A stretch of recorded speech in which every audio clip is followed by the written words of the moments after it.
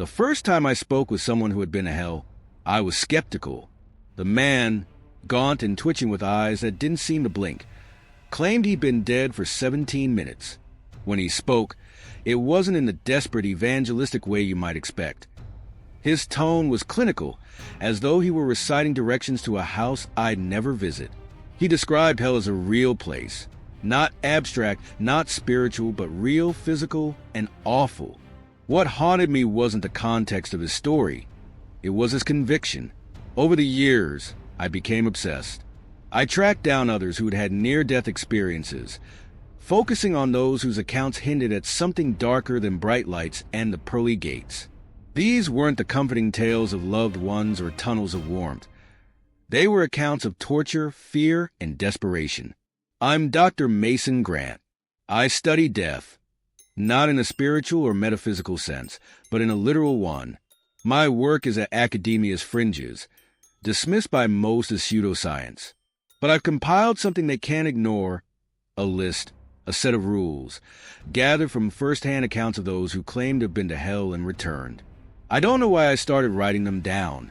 Maybe it was the pattern that surfaced across the stories, or perhaps I just wanted to make sense of the madness. Over the years, the list grew, and each new addition chipped away at my skepticism. By the time I reached the 10th rule, I was no longer a skeptic but a believer. The first person who gave me a rule was a gaunt man. His name was Paul, and he'd been clinically dead following a car accident. His voice was low, measured, and grim. "Don't eat anything," he told me. "It doesn't matter how hungry you get. It doesn't matter if it looks like food. It's not." When I pressed him, he described the food in hell. It wasn't as rotten or grotesque as I'd imagined. Instead, it was an enticing feast. Fruit, roasted meats, warm bread, and desserts that seemed to glow with some internal light. But the moment you eat, Paul said, you change. You lose something of yourself. He told me your mind goes dull, your will. It's like you stop caring about getting out. I think that's the point. They don't want you to leave. The second rule came from Maria, a nurse who had drowned in her pool one summer afternoon. Her voice differed from Paul's, trembling as though every word cost her something. "Don't follow the voices," she whispered. "Even if it sounds like someone you know, it's not them." Maria's hell was full of familiar voices. Her husband's laugh, her daughter's cry, her mother's soothing hum. The sounds came from somewhere unseen, luring her through the endless, jagged terrain. She never saw their faces, but she knew if she'd followed them, she wouldn't have made it back. The third rule came from a man named Travis. He had no business being alive. His heart had stopped for 23 minutes, following a construction accident. His voice was hollow when he told me, "Don't trust the lights." Travis described the lights as orbs that floated in the air, illuminating the dark expanse of hell. They would flicker and move, guiding him to what seemed like safety, only for the ground to give way beneath him, plunging him into pits of fire, or worse. After that, I started to notice patterns. Different people, deaths, but similar rules. "Don't look at the angels," one man said. "They're not what you think. Never ask for help," a woman told me. "They'll lie to you. Time doesn't work there," another whispered. "If you try to count the days, you'll lose your mind." It wasn't until I interviewed Daniel that I truly understood how terrifying hell could be. Daniel had been clinically dead for nearly an hour, following a massive heart attack. His account was the most vivid and the most horrifying. He described hell as a sprawling, fractured wasteland. The sky, if it could be called that, was dark and oppressive, filled with swirling clouds that seemed to pulse like veins. The ground was jagged and uneven, with rivers of molten rock that burned without heat.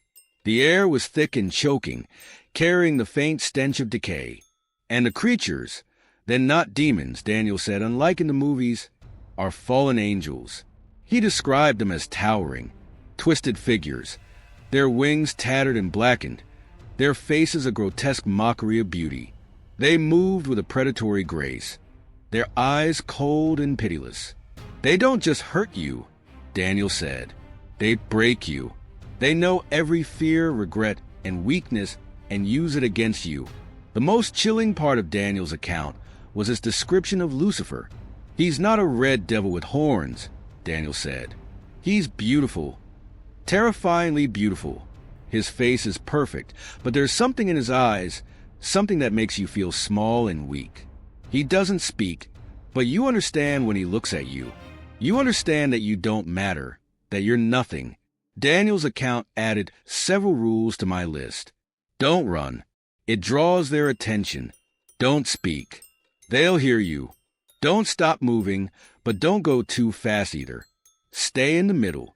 By the time I compiled the 13th rule, I had a complete picture of hell, a place of endless torment where the very fabric of the environment seemed designed to break the human spirit. The rules weren't just survival tips. They were lifelines. But something kept nagging at me. The people I interviewed had all returned. They'd all found a way back. That meant there was a way out. I asked Daniel how he escaped. He didn't answer at first. He just stared at me with hollow eyes. When he finally spoke, his voice was barely a whisper. I didn't escape, he said. They let me go. I pressed him for details, but he refused to elaborate. The most recent addition to my list came from a woman named Evelyn. She'd been dead for over 2 hours following a catastrophic allergic reaction. Her account was unlike any I'd heard before. They don't want you to leave, she said. But if you do, you have to bring something back. Evelyn wouldn't tell me what she meant. She kept repeating the exact phrase, you have to bring something back. So here's the complete list, compiled from years of interviews. Don't eat anything. Don't follow the voices. Don't trust the lights. Don't look at the angel. Never ask for help. Time doesn't work there. Don't try to count the days. Don't run. Don't speak. Don't stop moving, but don't go too fast. Stay in the middle. They don't want you to leave, but you have to bring something back if you do. I don't know why I'm writing this now. Maybe it's because I've spent so long collecting these accounts that I need to document them. Or perhaps it's because I'm starting to hear things, voices. Sometimes they're faint, like a whisper at the edge of hearing. Other times, they're clear as day. Mason, they call. It's my mother's voice, my father's, my wife's, but I know better. I won't follow the voices. Not yet. Evelyn's words stuck with me more than any other account. You must bring something back. She almost said it as if it were self-evident, a truth too obvious to warrant explanation. But when I pressed her, she only repeated herself, her eyes distant. She'd been dead for over 2 hours, longer than anyone I'd spoken to before. 2 hours in hell. Evelyn's voice was soft, but her tone was cold and detached. She sat across from me, her pale hands trembling against the table. She didn't speak with the urgency of someone trying to warn others, or even the relief of someone who had escaped. No, Evelyn said as though she were still there, navigating the horrors she described. They won't just let you leave, she said. Not without a trade. Something has to be given in return. What did you bring back? I asked her. Her eyes met mine for the first time since we started. I don't know, she said. I can't remember, but I didn't believe her. I pressed her again. If you don't remember, how do you know? I just know, she interrupted, her voice sharp, her hands clutching at her throat as though silencing herself. Her breathing quickened, and for a moment, she looked like she might bolt from the room. I leaned back, giving her space. Evelyn didn't relax, but she continued speaking. When you leave, she said, you're not the same. Part of you stays behind. Part of it comes back with you. Maybe that's the trade. She paused, her eyes darting to the corner of the room as though something unseen was standing there. Or maybe it's something worse, she finished. Evelyn's rule haunted me in a way the others hadn't. Most of the people I'd spoken to were reluctant to share their stories, but their reluctance seemed rooted in fear or trauma. Evelyn's hesitance felt different. It wasn't fear, it was dread.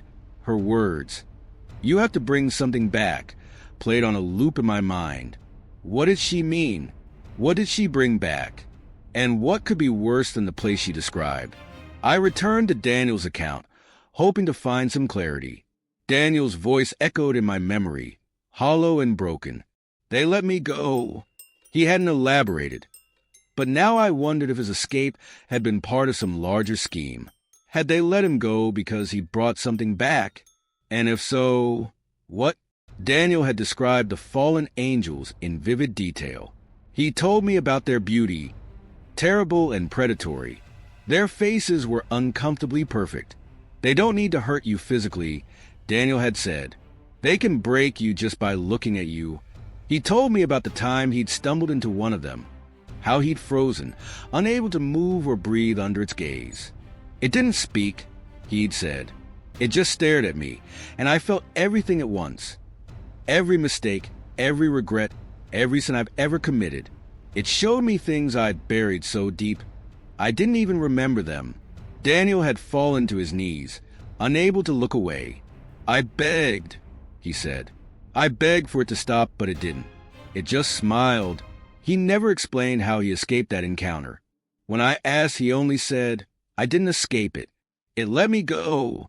The idea that hell might have an agenda terrified me. What if these people weren't escaping at all? What if they were being released? Next, I revisited Maria's rule, don't follow the voices. Maria's story had always unsettled me, but Evelyn's account had cast it in a new light. What if the voices weren't just a trap? What if they were part of the trade? Maria had described how the voices would echo through the jagged terrain of hell, always just out of reach. Sometimes, they sounded like her daughter calling for help. Other times, they sounded like her husband laughing as if he'd found a way out. They sounded so real, Maria had said. I knew they weren't, but I couldn't stop myself. I kept following them. It felt like they were pulling me. She'd walked for what felt like days, though she couldn't be sure. Time didn't work the same there. The ground beneath her feet had shifted constantly. One moment coarse black rock, the next a slick, fleshy surface that squelched with each step. The voices grew louder the longer she walked until she reached the edge of a chasm. I couldn't see the bottom, she said. It was just endless. The voices had come from below, urging her to jump. I almost did, she admitted. It was like it wasn't just their voices. It was something inside me telling me to trust them. Maria had turned away at the last second, but paid a price. A figure she refused to describe had appeared behind her, blocking her path. It didn't say anything, she said. It didn't have to. I could feel what it wanted. Maria wouldn't tell me how she escaped. Like Evelyn, she claimed she couldn't remember. I began to see a pattern in these accounts. A constant pull. The voices, the lights, the angels, all seemed to lure people deeper into the abyss. But why? I thought back to Travis's rule. Don't trust the light. Travis had described the lights as beautiful and hypnotic, like floating lanterns. They would flicker and drift, leading him through the darkness. At first, he thought they were guiding him to safety, but he quickly realized they were leading him in circles. It's like they were playing with me, he told me. Every time he followed them, he ended up in the same place. But the more he followed, the harder it got to stop. The lights, he said, seemed to get brighter the longer he stared at them. They filled his mind with warmth and comfort, drowning out the fear and despair. It wasn't real, he said. None of it was real. But for a while, he'd wanted to believe it. The more I analyzed these stories, the more I began to understand. The rules weren't just about survival. They were about resistance. Hell wasn't just a place of punishment. It was a place of manipulation. It didn't just hurt you. It seduced you. Evelyn's rule, however, was different. It wasn't about resisting. It was about escaping and the cost of doing so. I decided to contact Evelyn again, hoping she might give me more answers. When I called her, the line rang endlessly and eventually disconnected. I drove to her home. The blinds were drawn, and the house was dark. When I knocked, there was no response. I asked her neighbors if they'd seen her, and one of them, an older man with a weary expression, said he'd heard her talking to someone late at night. "Oh, she doesn't have visitors," he said, "but I heard her. She was arguing with someone, screaming. When I asked what she'd been screaming, he hesitated. Well, she kept saying, 'I won't go back.' Over and over. The next day, Evelyn's house was empty. Her car was still in the driveway, but she was gone. Her disappearance only deepened my obsession. What had she brought back? And where had she gone? The answers were always just out of reach, like the voices Maria had described. The more I searched, the more I felt the pull. At night, I began to hear faint whispers. They sounded like Evelyn, like Daniel, like Maria, but sometimes they sounded like people I knew. They called. It was my wife's voice. She'd been gone for years, but it was unmistakable. I didn't follow the voices, but I wasn't sure how long I could resist. The more accounts I collected, the harder it became to ignore the thread that tied them together. It wasn't just fear or suffering. It was a deliberate cruelty of hell's design. Each account painted a more horrifying picture, and I wondered if my fascination with these stories was part of some sinister trap. The first new account came from an older man named Robert, who'd been pronounced dead for 15 minutes after a massive stroke. "There's no quiet there," he began, "even when it seems silent, and it's not. The air itself makes noise, like screaming. It's constant, everywhere. First, I thought it was far away, but after a while, I realized it wasn't coming from anywhere. It was inside my head." Robert described the landscape as a forest of fire.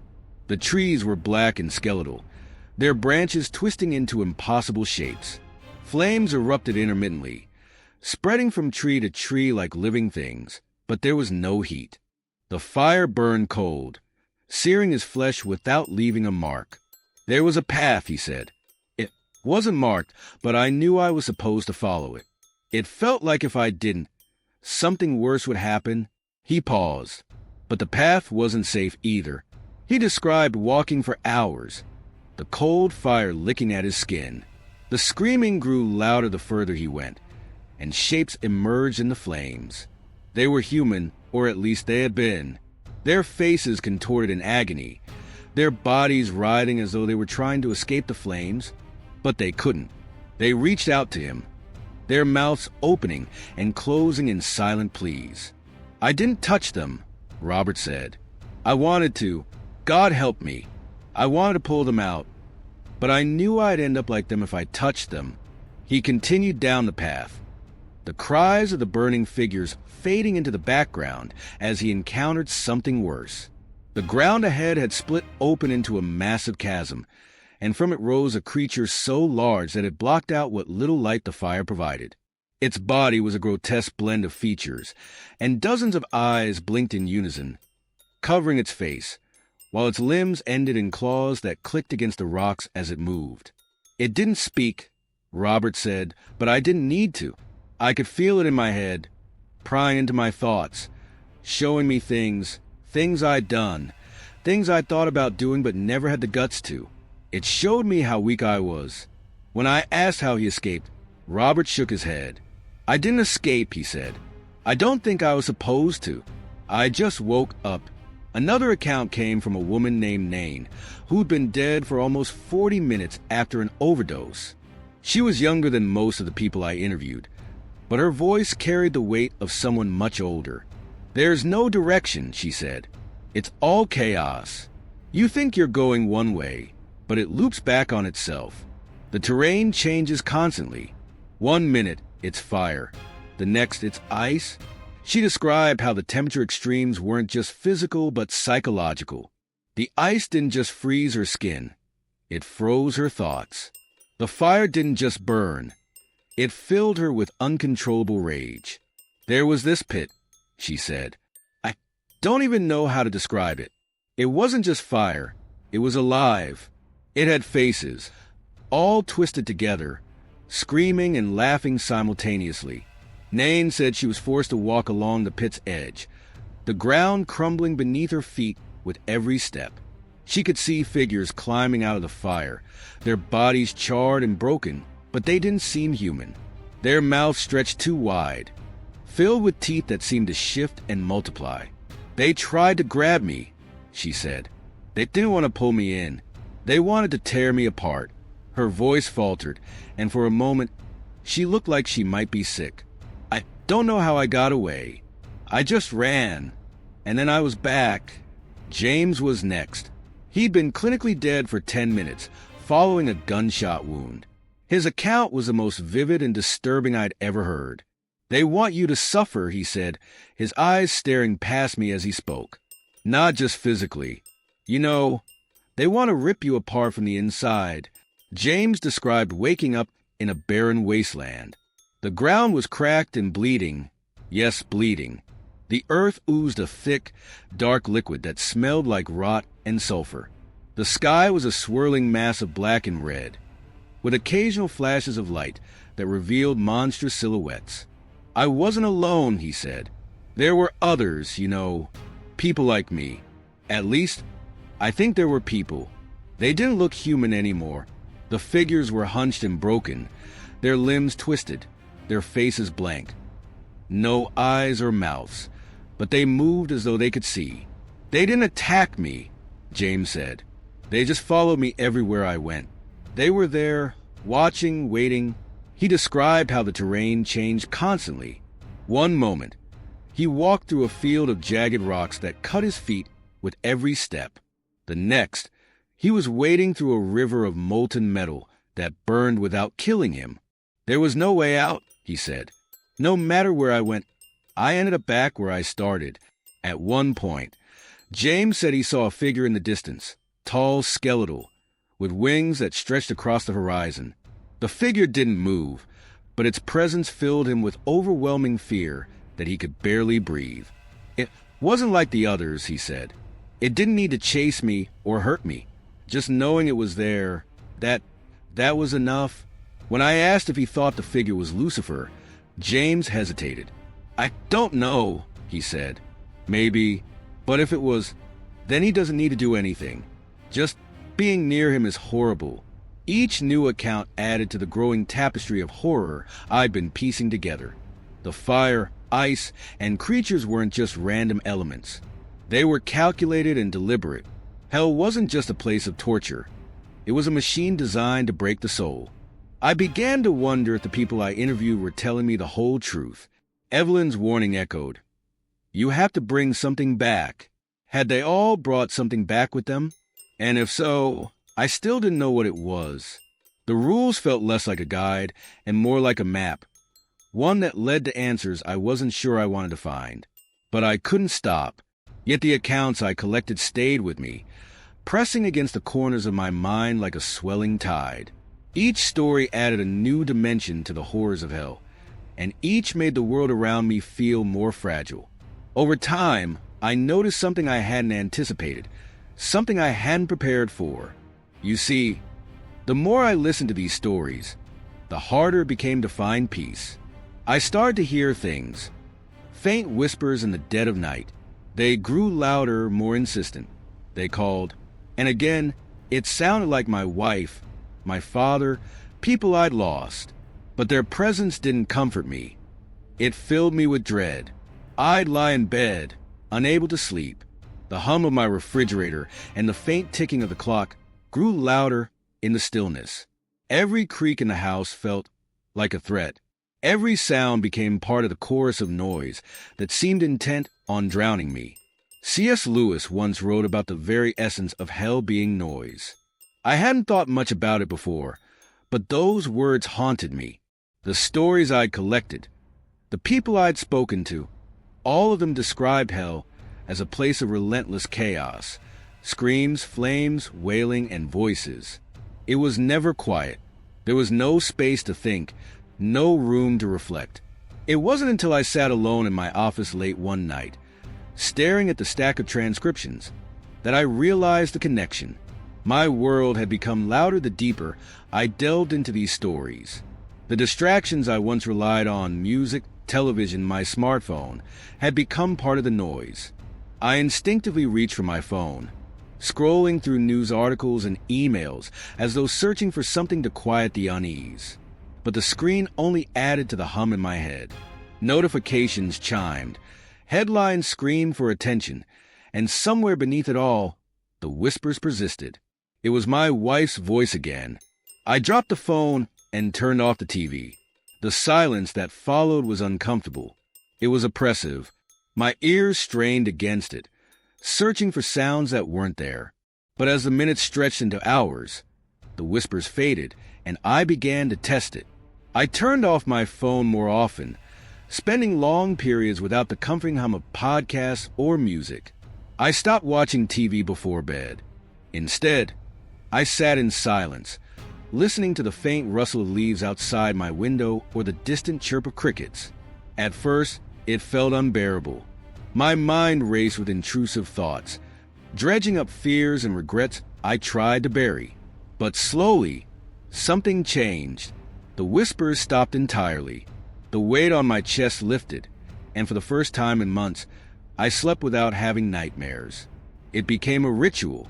I'd sit on the porch with my coffee every morning, listening to the wind rustles through the trees. I could hear the birds calling to one another. I didn't bring my phone with me. I didn't read the news or check my email. I just sat, letting the quiet fill me. At first, it felt like a small act of rebellion against the chaos of modern life. But as the days passed, I realized it was more than that. It was protection. The people I'd interviewed had faced the worst horrors imaginable, and every one of them had described hell as a place of relentless noise. That wasn't a coincidence. Noise wasn't just a symptom of hell. It was its essence. It overwhelmed, distracted, and drowned out everything that made a person human. In the silence, I found clarity. I began to understand that the noise in my life, both external and internal, wasn't just a byproduct of the modern world. It was something darker, something insidious. The more I embraced silence, the more I saw the world for what it was. The constant bombardment of notifications, advertisements, social media posts, and all the nonsense in media wasn't harmless. It was a kind of noise designed to keep us distracted and from thinking too deeply. I remembered Evelyn's rule: you must bring something back. I wondered if the noise was what she brought back. Suppose it was what any of them had brought back. Maybe hell wasn't just a place you went to when you died. Perhaps it was a state of being. 2. A relentless cacophony that crept into the world through those who had seen it. One evening, as the sun set and the sky faded into twilight, I sat on my porch and listened to the wind. It carried the faint scent of rain and the soft rustle of leaves. I thought I heard a whisper for a moment, but it wasn't a voice. It was the sound of the world settling into itself, a natural rhythm that had existed long before the distractions of modern life. I thought about the people I'd interviewed, about the horrors they described. I thought about the rules. Don't eat, run, or trust the light. But the most important rule wasn't the one they'd given me. It was one I discovered on my own. The silence wasn't just a reprieve. It was a shield. In the absence of noise, I could hear myself think. I could feel the presence of the world around me. And I could feel the presence of something else, too. Something good. The more I embraced silence, the less afraid I became. Hell was noise, constant, unrelenting noise, and the only way to protect myself from it was to embrace the stillness. I stopped looking for new accounts. The stack of transcriptions sat untouched on my desk. It just gathered dust. I didn't need them anymore. I'd found what I was searching for, though it wasn't the answer I'd expected. Now, every morning, I sit on the porch with my coffee and listen. The birds sing their songs, and the world hums with a peaceful rhythm. I don't think about hell anymore. I sit in silence and find everything I need in the quiet. Hey, thank you for listening. We have some really great stories coming up on this channel in the next few weeks. If you enjoy this, follow this channel for more. Have a good night.